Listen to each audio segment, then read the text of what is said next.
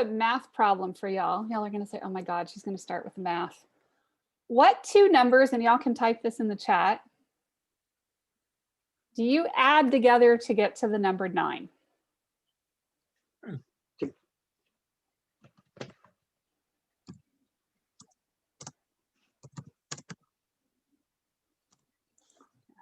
So what two numbers would you add together to get to the number 9?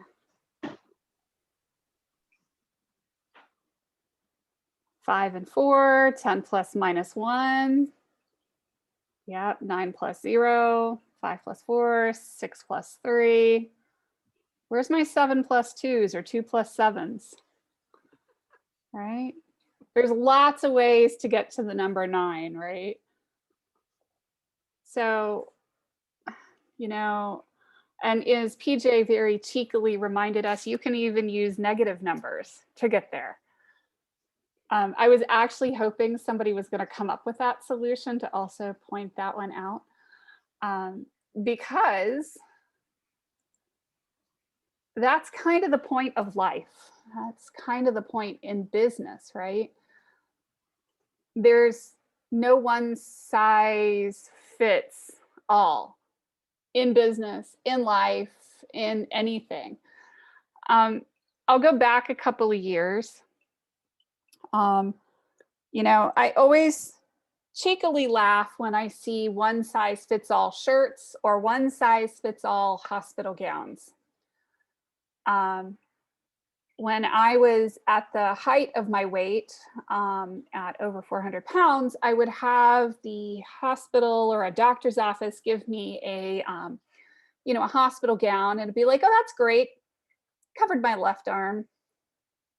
Or, okay, that was really great. It covered, you know, my front half, but not my back half.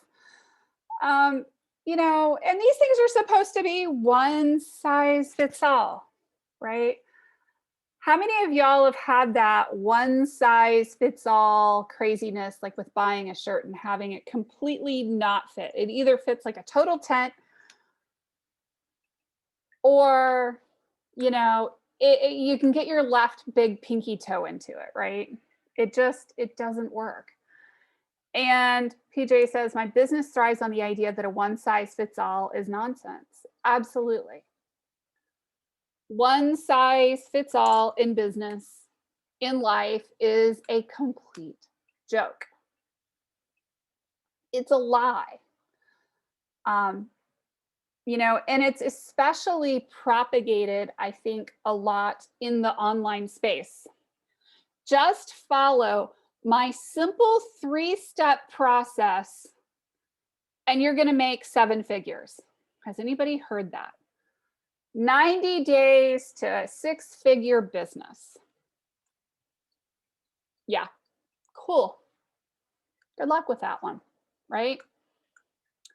And Lil is laughing, right? And Barb, yeah, you know, like seriously, like it's bull. It's complete bullshit. And I have a helper. This is Jinx. When we're growing our businesses, we get sold all of these wonderful things. Build your next e-course and you're going to make money in your sleep. Oh, she's going to talk to us. Oh, she's going to talk to us, and she probably really either wants snacks or she wants me to pick her up. So I'm going to do this holding the cat. And hopefully she's not going to sit on the mic while I'm doing this. So, you know, think about it, you know, and think about progress of business. And I've seen a lot of marketing that's like, oh yeah, just use your Facebook profile to get people into your Facebook group. Or, you know, just post on your Facebook profile and you can make 7 figures. Well, Barbara rolls her eyes. It depends. What are you selling? How many Facebook friends do you have? How did you find those Facebook friends? How responsive is your audience? You know, yes, there are probably some of us who could post something on Facebook and get 300 responses or generate 100 leads or whatever. but that's not typical. So really what we have to do in our businesses, in our lives, is break it down just a little bit more. First of all, my question is, what is your definition of success? What does success to you? Right. And some people don't want to work and understand that, yeah, the work and the grit that goes behind it. So what does success really look like to you? Let's assume that you have a definition of success. Type in the chat and tell me what your definition of success looks like. And absolutely, some people just want the easy way, right? And that's why some of the advertising with one funnel away works so well. Just build this one funnel and you're going to make millions of dollars, right? If you're one in a million. I am successful when I accomplish the goals on my list. 10,000 small businesses started, rescued, or turned around. And y'all can unmute and shout out, what does success look like to you? Building a business that allows me to quit my full-time job. So does that mean full salary replacement, or does that mean that you could have a partial salary replacement and still be okay? One of the biggest shocks for me when I did the math a few years ago, when I was working in corporate, was that I was making well into the six figures. And what we found, that just because I was making, over 100,000 a year was great, but because of the impact on taxes that my second salary caused, because of childcare expenses, because of wardrobe, because of a lot of things, anybody want to guess what my take home, my actual net after taxes, after childcare, after 37,000. Not even. $1 an hour, roughly. Leslie is closer. $23,000. Closer, yeah. It was actually, I was making somewhere between $5,000 and $10,000 a year after taxes, after all of my expenses. And my salary was well over 100,000 a year, right? So is that success, right? So you have to think about, how much money do you really need? And it's probably not a linear equation either, because the math gets a little bit fuzzy when you start factoring in taxes and you start factoring in everything into your business. Well, I'm eating fewer meals out, I'm traveling less, I'm using less in gas, I was able to cut back my car insurance. So success as a business owner may look very different, right? Success may be, okay, I'm helping a certain number of people, or, oh, I'm back to making 6 or 7 figures a year, right? Success makes you happy. But there is more to life than money. Yes. One of the things that I did 2020 was I actually read the book Profit First. Mm-hmm. And if a lot of you are trying to figure out where your profit is, that's the book to literally look at your accounting, to put the fat of what you really want first before everything else. Because even though you make 100,000, you probably take home 25,000. Yeah, totally. I love the book Profit First. Yeah. But, but when you're defining the words success, what does success really mean? Is it travel? Is it spending time with the kids? Is it what exactly does success mean to you? And, the numbers are going to be really interesting once you start actually working with them. So what is your why? Why did you start your business? What is your reason for doing this whole thing? If I took this one reason away from y'all, what would you be devastated to lose. I mean, this is what your driving force is. So Leslie.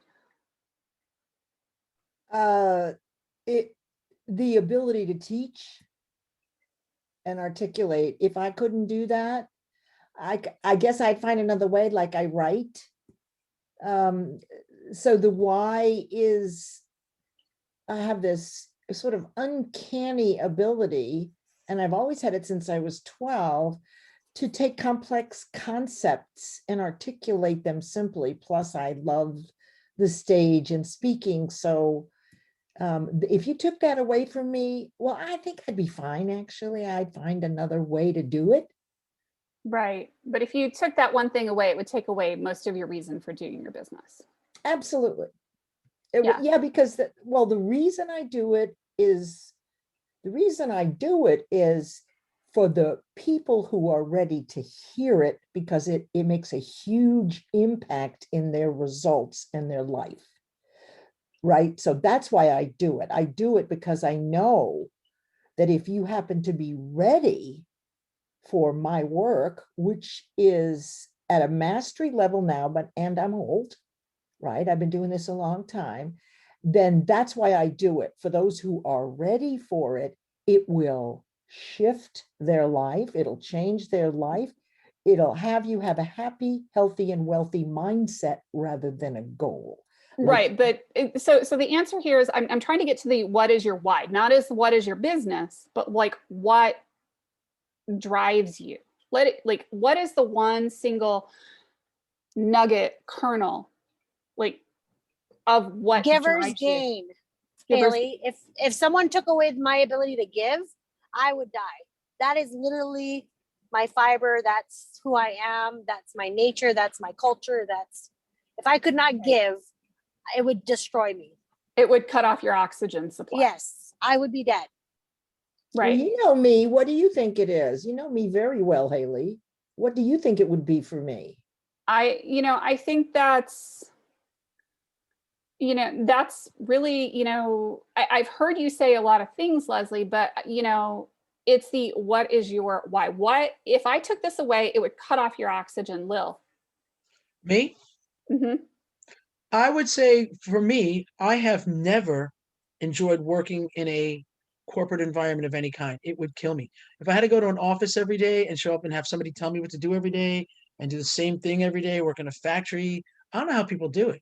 I would just fold up and die. I actually worked in the hotel industry at some points. I actually worked for Donald Trump in Atlantic City. I worked as a banquet manager. What are now gone. In fact, the whole building's gone. They tore it down. I mean, that was that bad. Right.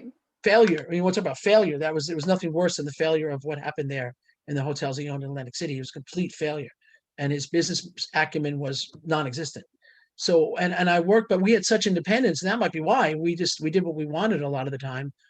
Nobody really knew even where I was half the time in the building. I can go where I had my own way of doing things. But if I had to sit there every day and do what I was told and sit at a desk and go pile through paperwork, just find a place to shoot me. Right. Well, so there's understanding the what I don't want, right? So what you don't want is the 9 to 5, right? What I do want is the freedom. I like that I can make my own hours. I need that ability to be flexible. I need the ability to travel. I need the ability to work the hours that work for me, which sometimes is 12 hours a day, but they're my 12 hours and I like them. And then I say, you know what, I'm not working for the next 2 days. I'm going to do something else. But the knowing that I can work on a project and complete that project, write a book. And boy, when that book is finished, if I couldn't write anymore, that would be tough for me. There you go. That's if I couldn't write anymore, that would be tough. Yeah, that would be Haley, tough. I think one of the things that a lot of us entrepreneurs do this, and this is healthy, guys. We want control of our life, our time, our ability, our choices, Totally. our money. Control is the core of all of our whys. I don't care who you are. You're an entrepreneur because you don't want to do what you don't want to do. And that is called control. And that's okay. Yeah. That's a gift. Control, right. Choice, freedom, those are all gifts because we want control. Yeah, totally. Yeah, you want that control. You want that ability to choose what you're doing, how you're doing it, when you're doing it. And And that's the key, Haley. It's choice. So I worked in corporate for 45 years and I chose to work there every day. Did I like everything? No. So Right. I do know what my why is. I appreciate your offering your report and I'm going to go and get it. I do know I've created a life that I work exactly the way I want to. So if you took that away, the way I work now, it would devastate me. It would, because I work 4 days a week. I'm a nanopreneur, an entrepreneur. I get to do what I absolutely love. I set my calendar based on when I want to work, not when other people need it. That, if you took that away, it took a whole lifetime to get to this point, that would devastate me. So why I do it is so that I can control, to that late gal's Charlene's point, to finally control exactly what I do when I do it, because I love doing it, period. Does that make more sense? Yep, that does it. Thank Yep. you. Barb, what about you? Well, I love being my own boss, and it took me a while to realize that. Back in '08, I had always had corporate jobs. And a lot of them, they weren't just 8-hour jobs. They could be 10-hour stressful jobs. And in '08, when the market kind of tanked for everybody, I was laid off and I was in total shock. What am I going to do? I found my part-time business that is full-time for me now. But what I learned from it is the freedom to do my business anywhere I want to do it, when I want to do it. But also, I don't have the stress laid on me that I had as a corporate job working for somebody else. Right. So it The boils stress down I to have, freedom. it So, boils down to freedom. freedom. Absolutely. You know, and Yeah. you need to know what your why is. Why do I do this? I have freedom. For me, my why has been my family. My family would not still all be alive. And no, I'm not being melodramatic, if I weren't an entrepreneur. I needed the flexibility to spend 20 to 25 hours a week minimum dealing with my daughter's psychiatric issues. You know, that is my why. Keeping everybody alive and in one piece has driven most of the things I want to do. Now, do I want to give back? Absolutely. I have this huge need to give back. You know, if I couldn't give to others, like Charlene, I would probably have my ear cut off. That's how I'm wired. So understanding why you're doing what you're doing is important, because it's going to help you drive you forward and help you make the decisions that you've got to make in your business. How many hours am I going to spend this week? Who am I going to talk to? How am I going to push myself out of my comfort zone this week? I'm actually an introvert.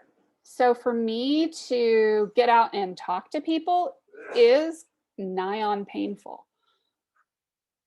I've gotten more used to it. The more I practice it, the better it gets, the easier it gets, but it's not an easy thing to me. But because I have that, I need to keep everybody alive. I need to make money. I need to help people. Peace. Once I understand who I am and what I'm doing, I need to help a lot of people. I have a fundamental need, like a driving desire that I can't explain, like in my soul, to change the world around me. My next question is, who is your audience? Who buys your stuff? Who are you trying to sell to? Are they online? Are they offline?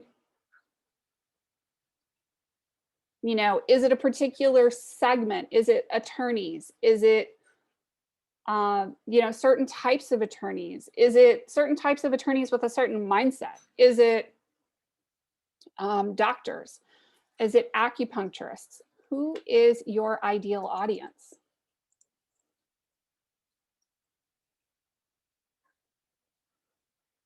Right?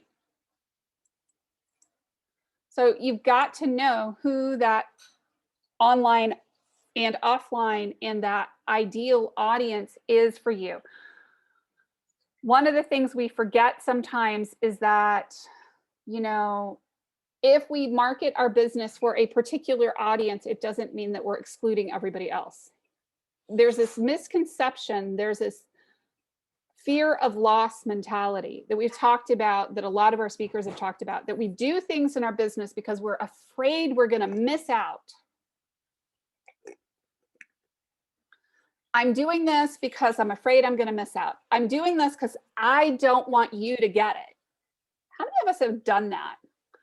Fear of missing out, or I'm doing something because I don't want the other person over here to have it, right? I mean, we certainly do it with siblings sometimes. And we do it to our family members, and sometimes we do it to ourselves. But think about who it is that you're trying to sell to, because that is very much going to determine what appropriate strategies are in your business. Haley, Yeah, I feel like if you are the business owner and you don't believe in it, no one else will buy from you. absolutely. If you can't sell yourself have first, got to believe in it. Absolutely. You have got to fundamentally believe in your product or in your service. If you don't, you're in the wrong business. We were talking, Charlene and I are working on a book together, an ebook and workbook, and we talk a lot about value proposition and understanding your value, but a lot of it does go back to your values. I love the idea. I wrote a book called Accelerate with a football player, an NFL football player, for teenagers. And we talk about value, values, and valuable, which are all part of the same structure, but they do change. Like what you value, the things you value, makes you understand your values, right? Mhm. And then you know what is valuable to you and to others. So if you have understand your value and what matters to you, it's going to be a lot easier to figure out like who will find you valuable, who will find the information you share valuable, who will find that, and it's really hard. It's hard to niche down. It's hard to understand what your worth is and all that, especially coaches. I deal a lot with coaches and speakers and having to figure out how to tell them how to work on what it is that they're selling. So everybody wants to be a coach. A lot of people don't have a lot of training in being a coach. And then they just go out there, they have great heart for it, but they don't necessarily know all the skill set they might have yet, or they haven't worked on it yet. And building those muscles and building that acumen, it is the 10,000 hours, and it is 5 years of hard work, which is 10,000 hours, 40 hours a week, right? So it's knowing those values and knowing who that you have something to, what is it you have to give? Not just that you have something to give, but what is that thing? And what is that thing you have no one else has? And then you find that small group of people that will come to you every time, as opposed to everybody, Absolutely. or all And everybody is not your audience, right? Everybody is not your customer, and not everybody is going to love you. I know there are people out there that I absolutely grate the wrong way. I don't know what I did to them, but they just don't like me on sight. I had some women in my group recently who just went after me like hammer and tongs. And I was like, whoa, where did the fangs come from? I've done nothing to you. But I mean, they just like, and I'm like, wow, that was impressive. Triggered you just a little bit, did I? So it was really fascinating. Yes, and it's their problem, right? But you're not going to be for everybody, right?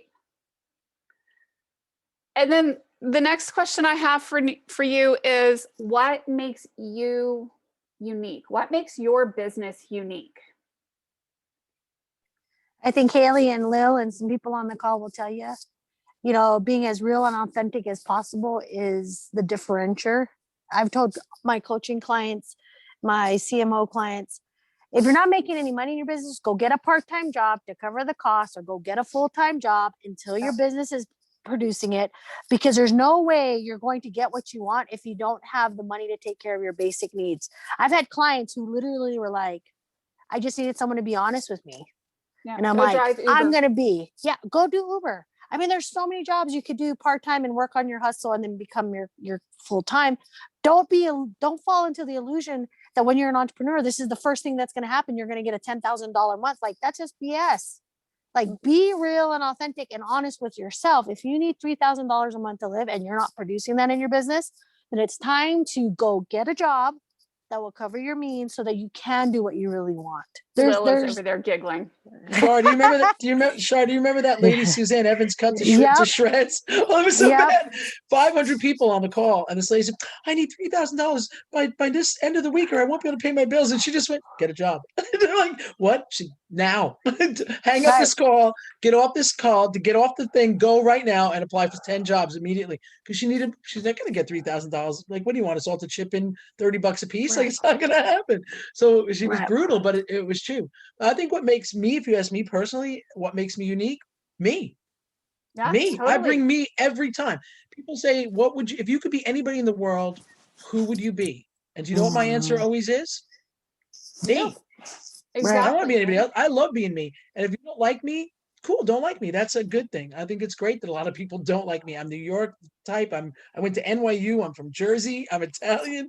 I'm in your face, but I'm fun and goofy. And if you don't like me, I don't want to work with you. The hell would you want to work with me for? And if you bring you, you're already unique. Every one of you is completely different. I've talked to almost every one of you on this call, and almost every one of you is so different that if you just bring yourself, you're in like Flynn. But if you bring somebody else, they're going to catch it immediately. Every single time they're going to catch it. Couldn't have said that better. Yeah, no, absolutely. And, that is one of the things we don't talk about enough is if you're not making enough money in your business right now, go get another job. Go drive for Uber. Go pay your bills. Make sure your bills are paid for. People can smell desperation a mile away. So if you are desperate to pay your bills, I mean, I've done it. I've told the story about the, working all day in my business and then 10 o'clock at night, hopping in my car, driving for Uber at night because the rates are better at night. And at 4 a.m., I got my last call of the night. I was like, woo, last ride. Woohoo, this is going to be awesome. Pick up a girl at UNC Chapel Hill. And it's a 3-hour Uber ride out to the coast. And I'm like, crap. It's going to be a lot of money. It's going to be like a $250 ride, probably with tip, or I can just leave this and go home. So I drove her out to the coast. And it was all the way, from those of you that know the area, it was all the way from UNC Chapel Hill, all the way out. And it was a good, solid 3-hour ride. We stopped for breakfast. We had a great time. It was a lot of fun. 4 o'clock in the morning pickup time, I dropped her off at 7 and I drove back home and grabbed 2 hours of sleep and kept going, because that's what you do when you're starting a business, right? It's just be really real. And, and Suzanne Evans, has it right in that instance. If you aren't able to feed yourself, starting a business from an absolute point of desperation, it will scare people away badly. So, one of the things to remember too is that business is a process. Our marketing is a process.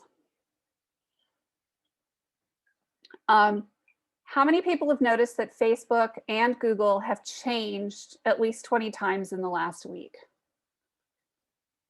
Right? I mean, your Facebook profile is going to change. The way we market is going to change. So not only is our business going to change over time, because we're going to hit that income goal. We're going to hit $1,000 a month, and then we're going to hit $2,000 a month, and then we're going to hit $5,000 a month, and then we're going to hit $20,000 a month. And then it's going to be 30, and then 50, and then 100. Your marketing, your business, your infrastructure in your business is going to change as your business grows. Your goals are going to change. It's going to morph. You're going to add services. You're going to delete services. The environment is going to change. Facebook is going to decide they don't like you and boot you off the platform. It happens, right? You have to grow and adapt and change. There is no one size fits all. You know, and I'll guarantee you that if I were to say, okay, so here's the simple process I went through to grow my Facebook group. Y'all ready? I did webinars every week in my group. I invited everybody I knew. I posted in about 20 groups. Guess what? That was 6 years ago. If you did that now, you'd probably get booted out of all your groups. Unless you're in groups that allow promotion, right? The next thing I did that y'all are gonna love, that I'm sure everybody here is gonna sign up and do regularly, is I went live every single day in my group, every day without fail for 2 years. Anybody remember me doing that? Yeah. How many of you want to do that in your business? Okay, so there's a couple of you nuts out there that are crazy enough that are willing to go live every day in your business for years, right? And most of the rest of you are going, there is no way in hell you could make me do that, right? Not doing weekly webinars on all different topics and getting 30 to 50 people enrolled at a time in it. Not doing lives every single day, and Beth's eyes are rolling back in her head, right? Because that's not the right solution for everybody. And it's bruising, it's painful. Yes, Patty, did you have a question? I see your hand up. Oh, I accidentally pressed it. Okay, I got you. Put it down. Oh, okay, cool. Yeah, no, but seriously, there is no one size fits all in business. So if I said, go build this funnel or go do lives every day or go do this or go do that, there are maybe a few of you on this call or on this video that would ever do those things. Right? And PJ's like, I've always wanted to do YouTube so people could see process and understand that there's a lot of background work to a single dress. Absolutely, right?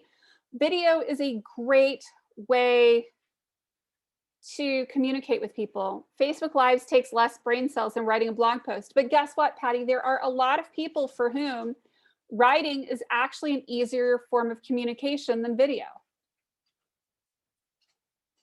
So this is an important consideration in your business. Who is your target audience? Who are you trying to reach? Right? If I'm going after doctors, chances are trying to reach them doing Facebook Lives every day. I could do Facebook Lives every day until the cows come home, and I'll reach like 3, maybe 4. Okay, maybe if I did it every day for years and years, maybe I would build up a number that would be sustainable, but it would take a long time, right? It's not sustainable. It's not the appropriate marketing for that type of business. I hear a lot of people come to me all the time, Haley, can you just do Facebook ads for my business? Or I have a funnel built. Can you just do the Facebook ads? I'm waiting for Jill or Charlene to laugh. One of the two of them. Right? Because they think it's just that way, and they think they see the tip of the iceberg and go, just do the thing you're doing. And we're like, no, there's time, there's money, there's investment, there's strategy. And they're like, but that's not the work we want. And I'm like, then you're not an entrepreneur. Right. If you're not willing to work, don't come and ask us just to run a Facebook ad. Right. Or just do an ad to this thing that I pay this person over here $20,000 to build for me. And I'm like, okay, how big is your audience? Oh, well, I bought 1,000 followers 2 years ago. I see the same thing in video. People think the same thing about video. Right, exactly. And it's a strategy that's never going to work, right? But there is maybe somebody out there that has been successful somewhere with it. There's no one size fits all. One of the things that I ask you guys to do in business is pull out your bullshit meter, you know, and sniff and smell, is there bullshit going on here? There are some amazing copywriters out there. You're going to get cold pitched by people wanting to sell you SEO on your website, because if you just get more SEO on your website, you're going to do better. I saw Lil's reaction. I want to save that one for posterity, right? If you I had a guy accuse me of being a vanity press, and then he was screaming at me, and his job was SEO. And I said, okay, you're telling me I take people's money to work? Are you kidding? Biggest bunch of liars that exist. Half of them, or 90% of them, are full of it. yeah, The real ones are great. The rest it's of them a are garbage. lot of work. People don't understand how much work is done for SEO, for just basic SEO. Yeah. So, because it's a service we provide, right? But I'm never cold pitching people to say, hey, do you want me to do SEO on your website? Look, for me to go to a realtor who's local to me and say, hey, do you want me to do SEO on your website, would be a joke. There's 400 realtors in my area, 500, 1,000. I don't know. You could swing a cat and you'll hit 12 of them. Doing SEO on a website for a realtor for anything less than like $20,000 to $30,000 a month worth of work you're not even going to manage to hit a drop in the bucket. So I'm not going to sit here and tell a brand new realtor, or even one that's been in business for a while, hey, let's go do SEO on your website. Hey, let's go do that whole fancy WYSIWYG funnel, Dumaflachi MLS listing thingamabobby on your website that you have to pay $150 a month for, because it's absolutely worthless, right? But there's great copy out there selling you all of these things. Is there some realtor somewhere who maybe got leads? Sure, absolutely. But it would be like me doing Facebook ads for a doctor, an MD who's local to me, trying to drive foot traffic or calls into their office using Facebook ads. Probably not going to work, right? So you have to understand your business, who you're trying to sell to, what you're trying to sell them. And I want the Dumaflachi thingamajig thingy. Right, totally. You have to really dig in. Who are you in your business? This is the hard part, right? I could sell you all of the things in the world to do marketing. Or I could coach you and tell you to do all of the things in the world. Hey, Becky, why don't you go out and go do 23 posts a week on Facebook? And she's probably going to go running, screaming from the building. Because that's not her style. That's not how she generates traffic. That's not how she generates clients. There is no one size fits all. Yeah, due diligence was the one big missing thing for me, right? And more women buy with their hearts than men. Yeah, women see the flashy copy, they see the flashy stuff. But I'll tell you, Leslie, that the men are always sending me the spam emails that they're getting in their inboxes. Yeah, there is no one true way. Men are constantly sending me the stuff in their inboxes. Oh, I got this pitch to do a new website. They say it'll give me 53,000 more conversions. And Okay, so they're seeking you as an expert. Is that what you're talking about? yeah, Okay, so that's a big principle is to seek expert advice. That is the issue for me as a woman. You know, and a lot of times people that are referred to me aren't as good as they say either. That's another issue when you get a referral and you're disappointed with the referral. So say you are doing the due diligence. I have invested a lot of money and I've learned and that really to learn right? Right. And you could say it's wasted. Find an expert. Don't tell them what you're doing, but get the goods, right, from Haley, right? Not from anyone that ends up in your inbox. And we buy with our heart. Women Right. do. We love it. She's such a great girl. You know, I love the copy. Look at the beautiful pictures. Someone told me to work with you, and I can't tell you how many thousands have gone down the drain working with those people who they're learning too. And they say, I'm an expert. Well, what is Right. an expert? Haley, what is an expert? Yeah. What is an expert exactly, right? And I think that, one of the things that we have to do as, business owners is determine what an expert is. I mean, I can sit here and tell you my education and my experience all day long. I'm an engineer with computer science degree from NC State, with an MBA from Duke, with a concentration in entrepreneurship and innovation. Does that make me an expert? I don't know. Not necessarily. It gives me a lot of education and a lot of hours spent studying. So, one of the things you've got to do is really think about it and think about whether something makes sense, because one of the things you're going to run into is that people will be happy to sell you whatever it is that you want to buy. So if you think, hey, I want to build this snazzy funnel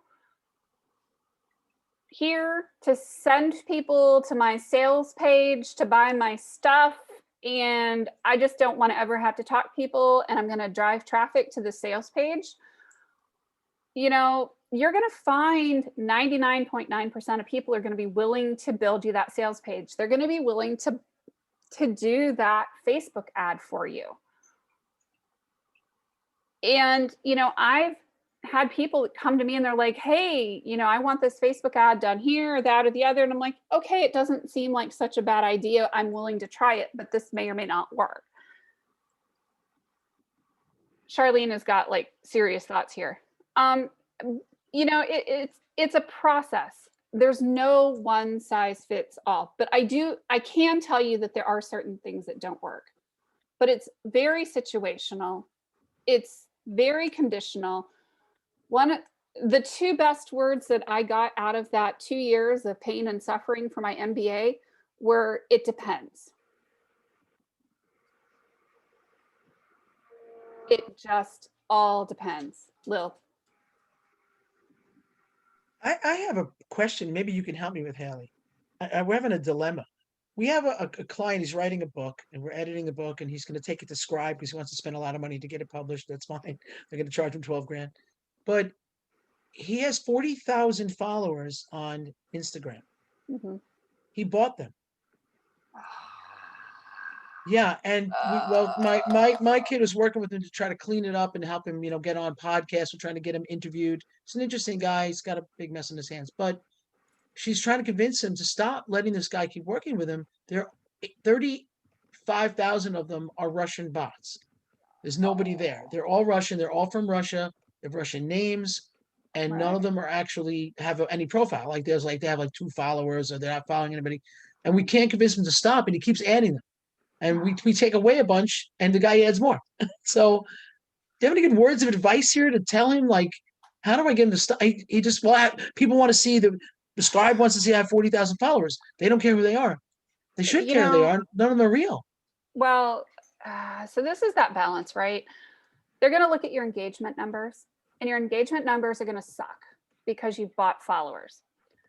What I recommend, honestly, is the book by Brendan Kane. Let me grab it real quick. Going totally off topic here. Called 1 Million Followers. So followers and numbers do matter to people who are publishing books, who are doing things, right? I would encourage him, instead of buying followers, he needs to do a proper like and follow campaign on both Instagram and Facebook to build his numbers. If he's going for US-based followers, it's only about 3 to 5 cents each. If he's willing to go for global audiences, depending on the audience for his book, it's really 1 to 2 cents each. And you can get a very active, vibrant, engaged community following kind of the process in the book. to get your numbers up. So I understand that for actors and celebrities and those kinds of people that followers are important. But in his case, and yes, he feels significance from having a big number of followers. He probably also got publishing deals or is being offered certain things based on the number of his followers. You know, and that's a tricky one to say. You know, I probably wouldn't bother to clean it up because you're wasting time trying to clean it up. I would probably instead focus on campaigns to build larger numbers and then focus on an organic growth hacking strategy. I have a couple of people on my team whose sole job it is now is to work on organic growth hacking and viral growth. I have a guy who sits in India whose entire undergraduate studies, and he's followed it with postgraduate studies, are on viral network growth. Turns out that the mathematical models for that also apply to COVID. It's been fascinating to play with the two. But, you know, getting somebody who understands social media and ads and doing a like campaign and getting the numbers of his followers up would probably benefit him more than trying to clean up that. But Haley, I think this is the thing. The client ultimately decides. They totally so if he do. doesn't want to change, right? Lil, the goal is not to change him, it's to give him other options and have a good, better, best offer because he ultimately doesn't want to change. So his entire buy-in has nothing to do with you or your team. He needs to make the decision. So if you have the art of what we call in our space is facilitating the choice and saying good, better, best, let him be the driver, let him be built up, because in all honesty, no matter how much work you do, it doesn't matter. He does not want to change. So if he can make the choice because you're facilitating that conversation, then that's the art of the ask. That's crafting that for him. Right. Yeah, he's one of the toughest people we've ever worked with. Kate did clean up some of it, and she said that's enough. We're not doing any more of that. She's focused now on getting him interviews and getting more people to know him, and she is building his actual following. He's got people who are now engaging, and they're talking to him, and she messages them and say, "I love what you're saying there. I think we have some simpatico." She's got him some interviews, but he just thinks that these publishers are going to look. When they heard he had 40,000 followers, they were like, "Yeah, we should publish your book. Like, it's going to be great." They still want to take all his money to do it. They're going to charge him to publish, but they're happy about the book because they think all these people are going to buy it. None of those people are going to buy his book. They're not real people. They're not even people. Right. They're machines. So, but yeah, I want some alternatives for him because our contract with him ends shortly, and I don't want to leave him hanging. I want to send him to someone else. So maybe I'll send him your way, see if we can get him to do anything. Follow would love to get his hands on him to help. You know, we don't really do a lot of PR. So, I mean, anybody who does PR, I'd love to partner with. But, you know, honestly, then working on that organic growth so that you're getting engagement on your channels. But, you know, I tell people all the time, I have 150,000 followers across all of my platforms. You can't eat followers.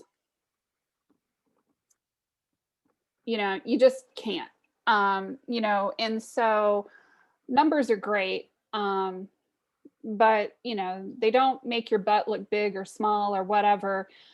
It's just a number, and it doesn't mean that they're going to convert into sales. It doesn't mean that they're going to convert into numbers. It doesn't mean that they're going to actually engage with you. But when you have somebody who's so incredibly obsessed on the numbers, I'd focus on a way to give him a campaign to blow up the numbers and just like bury that 40,000 into oblivion. Would be my. And Lil, almost fire him. If I were you, I would say I'd fire him and say, you know what? I'm enabling you to do something that's not good for you. I said, that's it. I'm pulling the plug. If you don't stop talking to this man and stop making this worse, we're done. And he's like, no, you don't understand. His girlfriend got him involved with this guy. And I said, I'm sorry. That's it. You don't stop. And he's promised he's not going to do that anymore. At least make it worse. But I did threaten to walk away and say, you're on your own, buddy. See you, bye. And one of the things with buying reviews, buying stuff, buying followers is that you can get tagged by the platforms and have your account shut down. That is one thing that I would mention to him, that if he is potentially at risk. We had one client with 150 Google reviews who got shut. twice in 1 month. Twice in 1 month, we had to go back in, and they shut him down for 24 hours, and they all kinds of machinations, and he had all excuses. Thought it was something we did. I'm like, no, it's you. It's all you, bud. That's right. If you're buying any kind of followers, it's going to get you into trouble. Even if you don't know that you're buying followers, you can still get into trouble. I mean, like this client who had all the reviews on Google, didn't know that his former guy had bought reviews and, you know, gone on to Fiverr or whatever and paid to get, you know, 150 Google reviews. Y'all, if you're going to do that, go for a modest like 5 to 7 at a time. Didn't say that, but you don't want to go for like, oh, I need 100 views. Hey, you know, go for them organically here. Get people that you know, like, and trust to interact with your stuff. I would really personally rather go a lot slower and more interested people than huge. People look at 73,000 people in a Facebook group and they're like, oh my God, that must be so amazing. And I'm like, you know, yeah, you can buy anything online, Frida. It's just, it creates bigger problems. I know people who have 6 and 7 figure businesses with 1,200 people in a Facebook group. Bigger does not equal better. Bigger does not mean more buyers. Bigger does not mean more clients. Bigger doesn't mean that you're making more net profit. You know, you could have the right 100 clients. You know, think about what the right 100 clients would mean to you, or the right 30 clients. Would that be all the business your business ever needed? Pretty much for most of us. Probably the right 30 clients would blow you out of water. So why do you need 73,000 or 100,000 or whatever followers? Now, Barb Fields is probably a little bit of an anomaly. She'd probably rather have a couple of 100 people buying from her regularly because she's in a product-based business and they're not super duper high profit margin, but you want that right 100 people or 200 people that are buying from you over and over and over again. And then you'd be a very happy camper. Questions?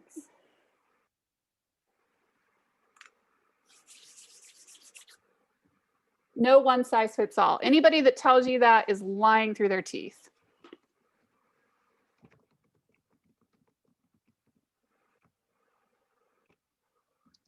Joe says, I've gotten Barb clients and I'm working on more. That's awesome, Joe. Cool. Yeah, your best client, PJ says, my best client is a repeat that has gotten a variety of small custom things for me, right? The best clients are the ones that keep coming back, right? For Wendy, it would be that client who buys a table runner and 3 quilts and, you know, a tree skirt or whatever over a period of years. That would be the dream client.